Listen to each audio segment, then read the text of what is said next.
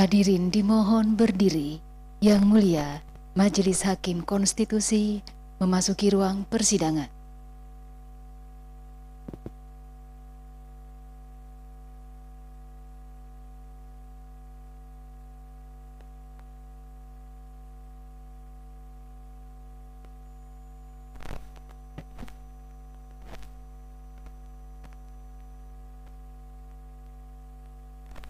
Hadirin disilakan duduk kembali.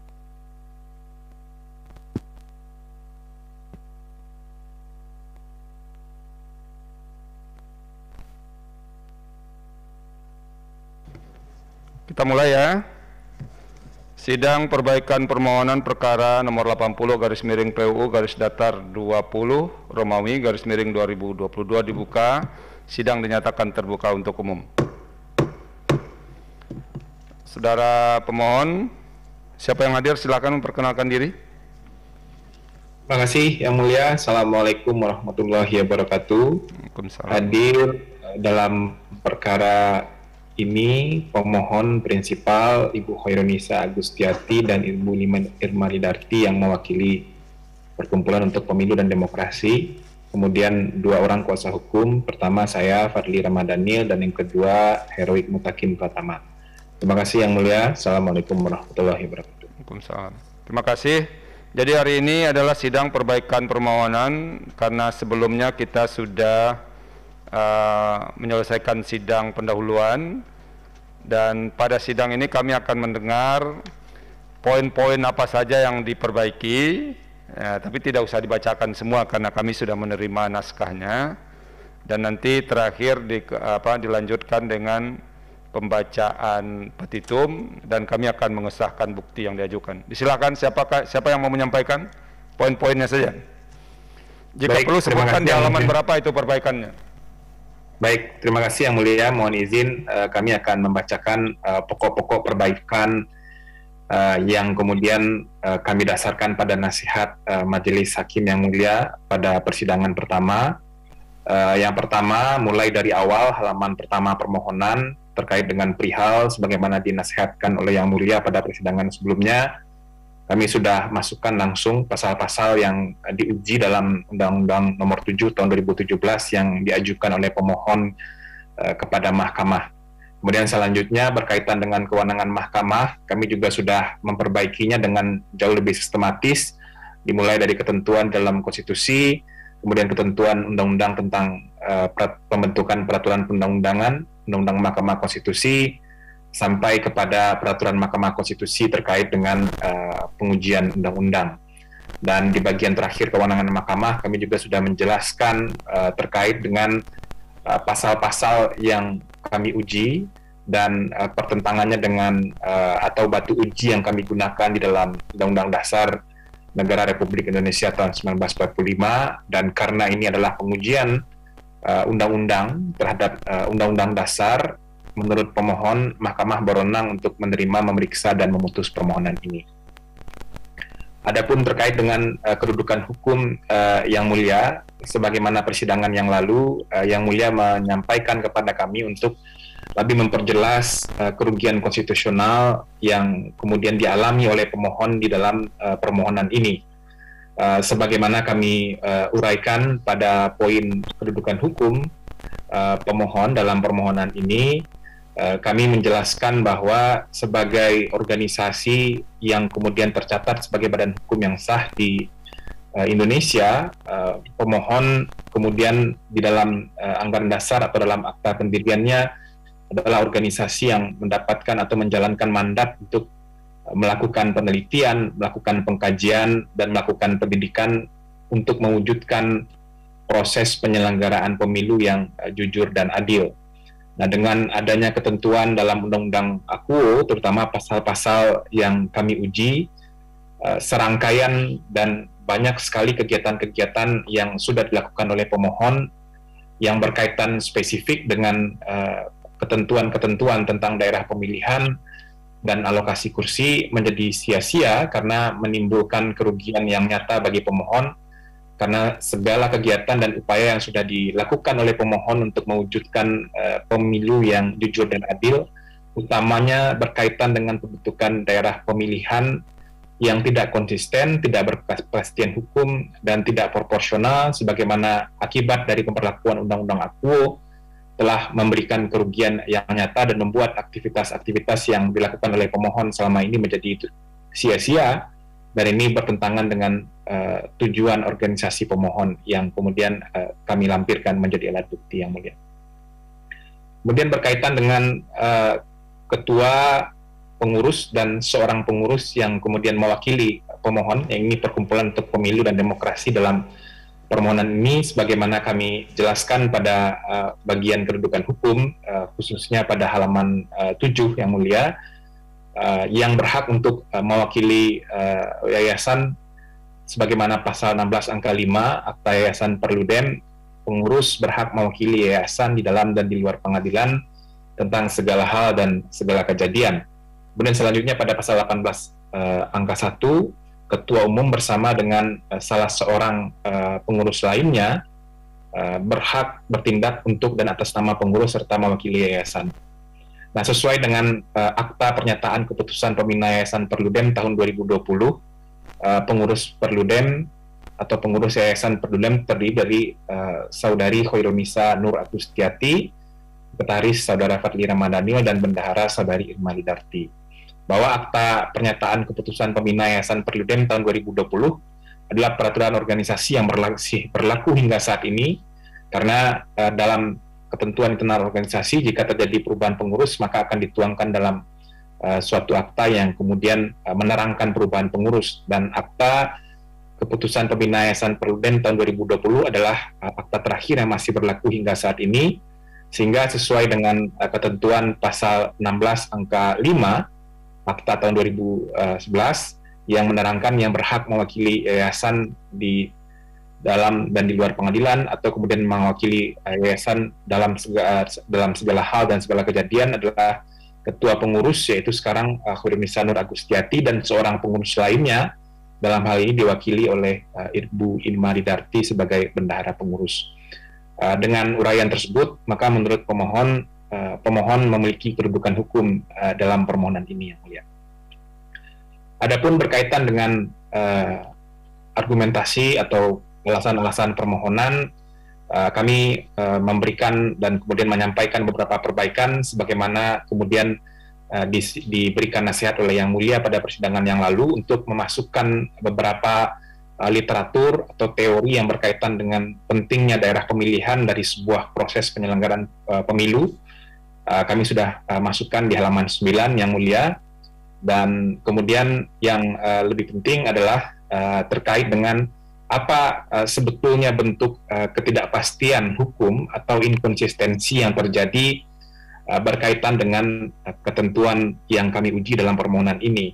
Ini kami jelaskan juga pada bagian terakhir di halaman 11, Yang Mulia, di mana prinsip-prinsip universal yang kemudian berlaku secara umum dalam proses penyusunan daerah pemilihan itu sebetulnya sudah diatur dan dituangkan dalam ketentuan Undang-Undang Pemilu, khususnya pasal 185.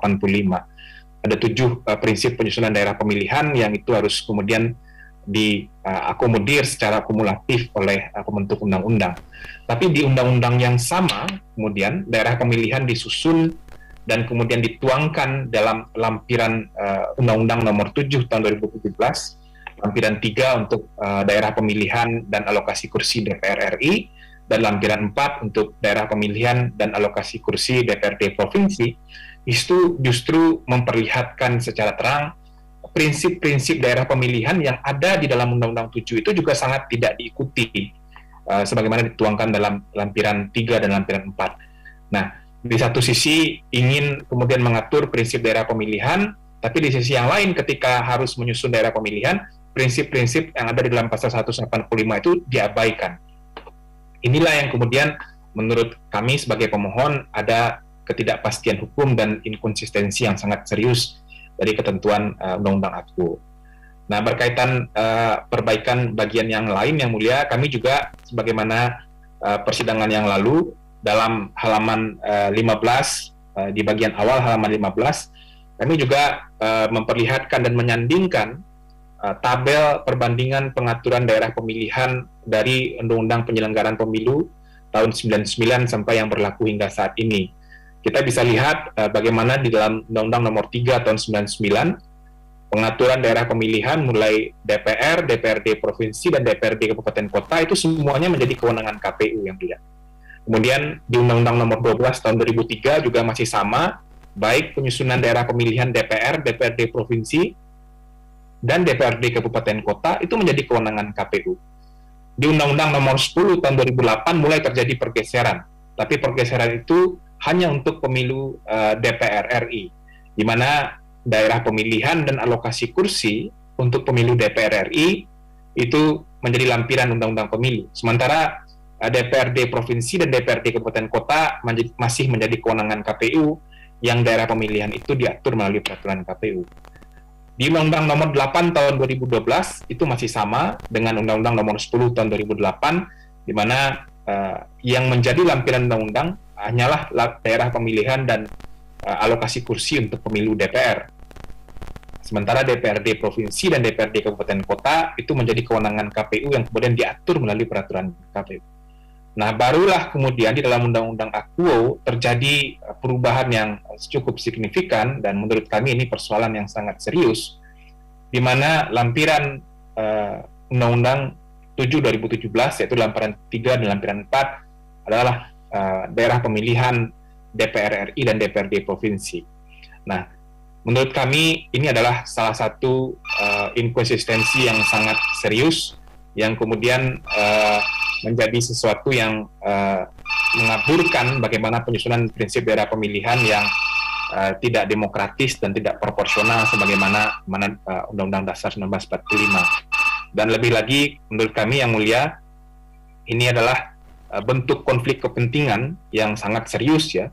Bagaimana kemudian partai politik yang ada di DPR yang notabene juga adalah pembentuk undang-undang, dan di kesempatan yang sama mereka juga akan jadi peserta pemilu, tetapi mereka menentukan arena pertarungannya sendiri, yang pada saat ini kita bisa lihat akibatnya arena pertarungan yang mereka buat itu justru bertentangan dengan prinsip-prinsip universal penyusunan daerah pemilihan, yang prinsip universal itu juga sudah diakomodir dan diatur di dalam kerangka hukum pemilu kita, yaitu Undang-Undang Nomor 7 tahun 2017. Nah, pada bagian berikutnya kami sudah jelaskan yang mulia soal bagaimana bentuk tidak terpenuhinya prinsip-prinsip penyusunan daerah pemilihan itu, soal terkait dengan ketidaksetaraan nilai kursi, kemudian tidak adanya integritas wilayah, kami sudah sampaikan pada persidangan sebelumnya, dan soal bagaimana kemudian pembagian dan alokasi kursi yang tidak sejalan dengan jumlah penduduk, kami juga sudah sampaikan pada persidangan yang lalu. Dan sebelum menyampaikan petitum, kami ingin menjelaskan sedikit soal bagaimana kemudian ketentuan di dalam Undang-Undang Akuo telah kemudian juga mengunci tidak bisanya dilakukan penataan daerah pemilihan atau alokasi kursi untuk beberapa daerah yang dalam undang-undang yang dalam pemilu 2024 nanti berdasarkan data penduduk paling mutakhir, yaitu sensus penduduk tahun 2020, itu membutuhkan perubahan jumlah kursi. Tapi itu sama sekali tidak bisa dilakukan karena daerah pemilihannya sudah dikunci menjadi lampiran undang-undang pemilu. Nah, ini kami tambahkan di halaman 26 dan 27 dalam permohonan kami yang mulia. Termasuk juga penataan alokasi kursi dan daerah pemilihan untuk daerah otonomi baru, khususnya 3 provinsi baru di Papua, itu membutuhkan penataan daerah pemilihan dan alokasi kursi, tapi tidak bisa dilakukan karena dapil DPRD provinsi itu adalah lampiran undang-undang pemilu. Nah, terakhir terkait dengan pentingnya menyegerakan proses pembaik saat ini, kami menyampaikan di halaman 230 bahwa Komisi Pemilihan Umum sudah memulai tahapan pemilu dan itu dituangkan dalam Peraturan KPU Nomor 3 tahun 2020 tentang tahapan dan jadwal penyelenggaraan pemilu.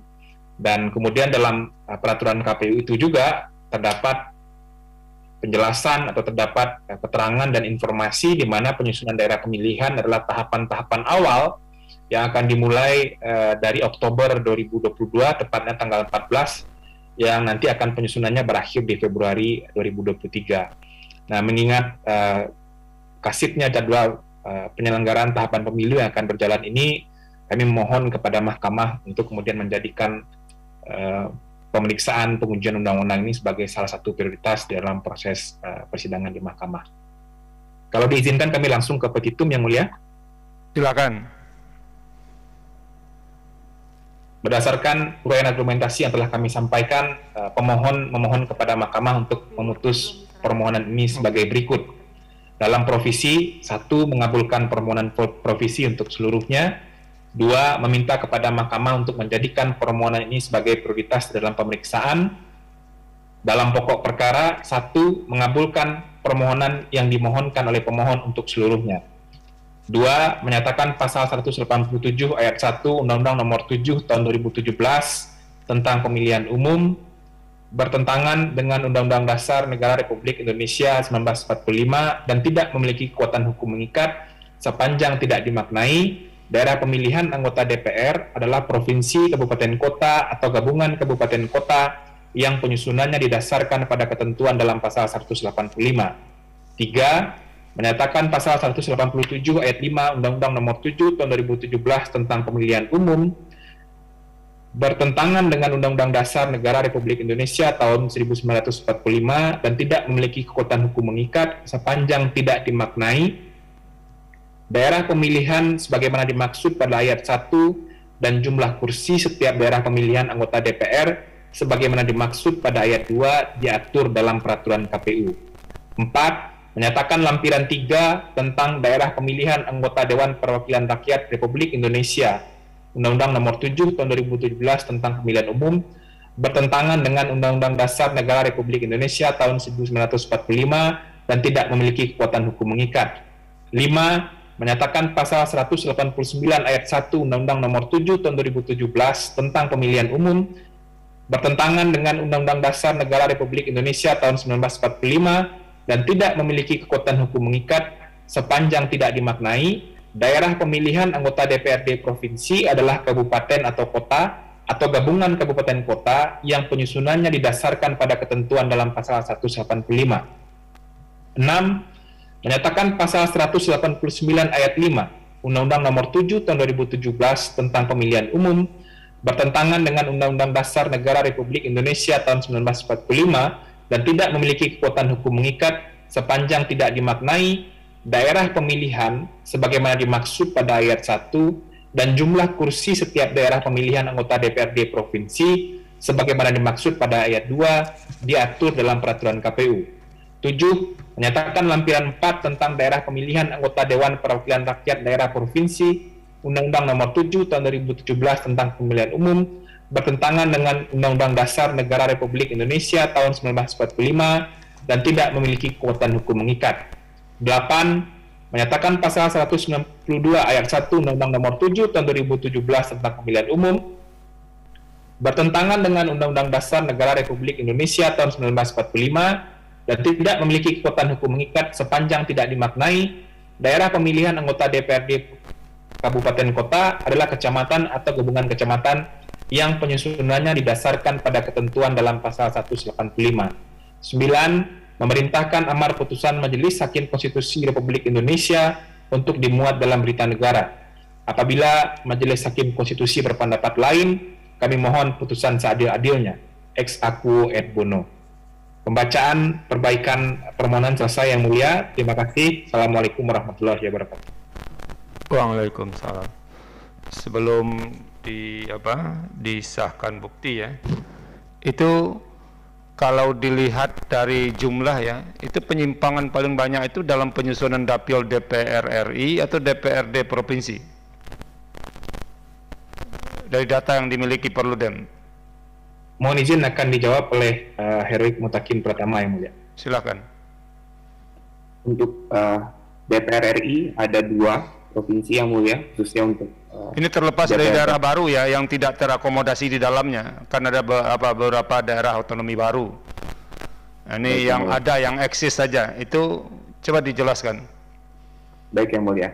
Untuk DPR RI ada 2 daerah pemilihan yang sangat nampak dari pertentangannya dengan prinsip pembentukan integralitas wilayah atau berada dalam satu cakupan wilayah yang sama, yaitu Dapil Jawa Barat 3 yang terdiri dari Kota Bogor yang digabungkan dengan Kabupaten Cianjur, yang ini daerahnya melompat Kabupaten Bogor sehingga tidak berdekatan secara langsung.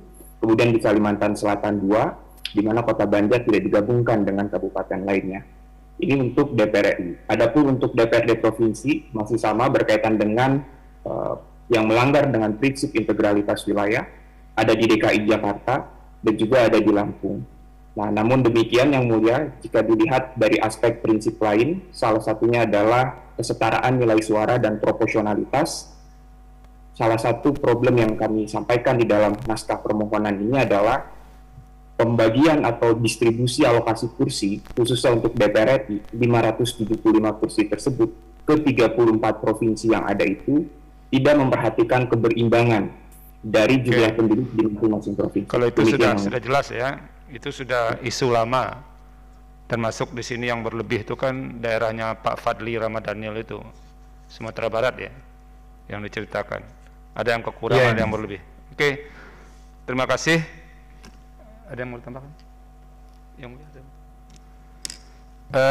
Kita akan sahkan bukti ya. Saudara menyampaikan bukti P1 sampai dengan bukti P7 ya? Ya, betul yang mulia. Tapi ini ada catatan, soft copy Word perbaikan permohonan itu belum dikirim ke email Mahkamah Konstitusi. Mohon izin yang mulia, tadi setelah diingatkan kembali, kami sudah sampaikan persis sebelum persidangan ini dimulai yang mulia. Oke, kalau begitu bukti kita sahkan ya. Baik yang mulia. Terima kasih, berarti ini persidangan pendahuluan sudah selesai dan nanti kami majelis panel akan menyampaikan permohonan saudara kepada rapat permusyawaratan hakim, tentu nanti dengan melihat ada permohonan provisi saudara, karena proses penentuan dapil itu sudah dimulai 14 Oktober itu kalau dari permohonan saudara, dan itu akan berlangsung sampai Februari kalau saya tidak salah, Februari 2023, jadi itu pas setahun menjelang pemungutan suara. Nah itu nanti akan kita pertimbangkan, dan apa yang dihasilkan, bagaimana perkembangan permohonan saudara ini nanti akan segera disampaikan oleh bagian kepaniteraan. Paham ya? Paham yang mulia. Ada lagi yang mau disampaikan? Kami cukup yang mulia dari pemohon yang mulia. Oke, kalau begitu sidang untuk perkara nomor 80 garis miring PUU garis datar 20 Romawi garis miring 2022 selesai. Sidang dinyatakan ditutup. Hadirin dimohon berdiri. Yang mulia, Majelis Hakim Konstitusi meninggalkan ruang persidangan.